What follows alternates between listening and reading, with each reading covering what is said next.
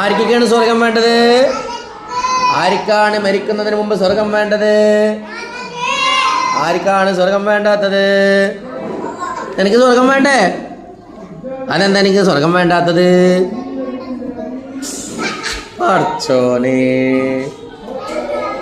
നരകം വേണോ?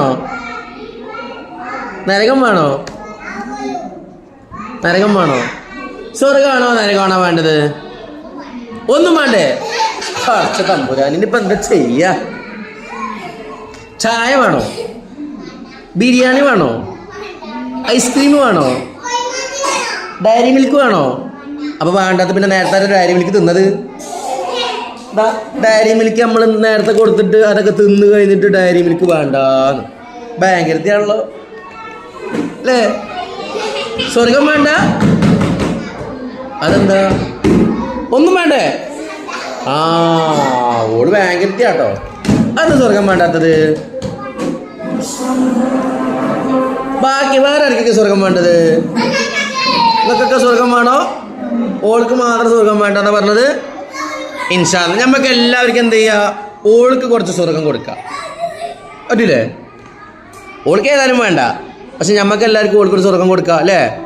അത് പറ്റുമോ? അത് പറ്റുമോ? ആ, അത് പറ്റും. അല്ലാതെ ഓൾക്ക് വേറെ സെപ്പറേറ്റ് വേണ്ടാന്നല്ലേ? ആ, അപ്പൊ ആ സ്വർഗം എവിടെയെന്നറിയോ? നമ്മുടെ ആകാശത്തല്ല. ഞാൻ എന്താ പറഞ്ഞത്? മരിക്കണതിന് മുമ്പ് ഇവിടെ ഈ ലോകത്ത് ഈ ഭൂമിയിൽ സ്വർഗം കിട്ടും. മരിക്കണതിന് മുമ്പ് ഈ ലോകത്ത് ഈ ഭൂമിയിൽ സ്വർഗം കിട്ടും. ആ സ്വർഗത്തെ കുറിച്ചാണ് ചർച്ച. ആകാശത്തെ സ്വർഗം ഇപ്പം കിട്ടൂല, അത് മരിച്ചു കഴിഞ്ഞിട്ട്.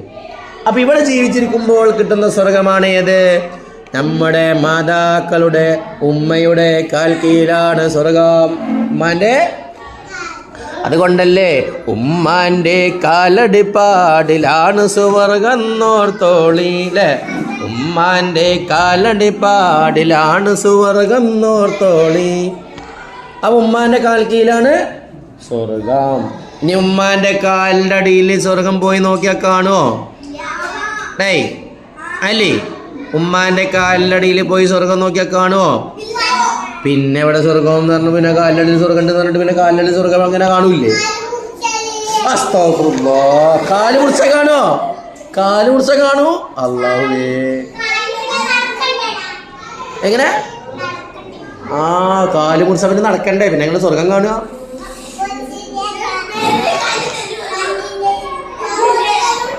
ആ, അപ്പൊ ഇൻഷാ അല്ലാഹ് ഉമ്മാന്റെ കാൽ കീഴിലെ സ്വർഗം കിട്ടണമെങ്കിൽ എന്ത് വേണം?